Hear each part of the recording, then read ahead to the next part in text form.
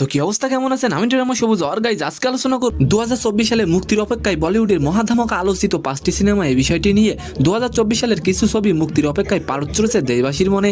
পুষ্পা 2 বা Indian police force এই বছরই বেশ কিছু ছবির ঘোষণা হয়ে গিয়েছিল। সেই মতে 2024-এর শুরু থেকেই এই ছবিগুলোকে ঘিরে উত্তেজনা যে তুঙ্গে উঠবে সে কথাই বলাই বাহুল্য। তো কোন 5টি মহাধামাকা ছবি মুক্তি পাবে 2024 সালে, চলুন দেখে নেই। আজকের ভিডিওর 1 নম্বর আছে হীরামান্ডি। 2024 সালের মাঝামাঝি মুক্তি পেতে পারে সঞ্জয় লীলা বানসালির পরের ছবি হীরামান্ডি। এটি অষ্টার্যজনক পিরিয়ড ড্রামা হতে চলেছে।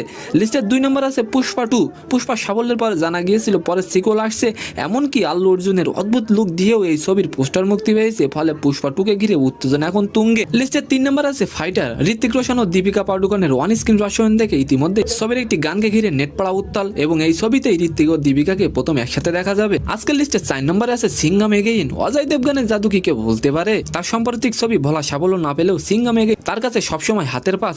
আজকের লিস্টের 5 নম্বর আছে মেরি ক্রিসমাস। দক্ষিণী অভিনেতাদের নিয়ে বেশ কিছু ছবি মুক্তি পাচ্ছে পরপর। এই ছবিতে একই ফ্রেমে দেখা যাবে বিজয় সেতুপতি ও ক্যাটরিনা কাইফকে। তো সম্মানিত দর্শক, আজকের ভিডিওটি কেমন লাগলো অবশ্যই কমেন্ট বক্সে জানাবেন, আর ভিডিওটি যদি ভালো লাগে অবশ্যই একটি লাইক দিয়ে আমাদের চ্যানেলটিকে সাবস্ক্রাইব করে দিবেন। ধন্যবাদ।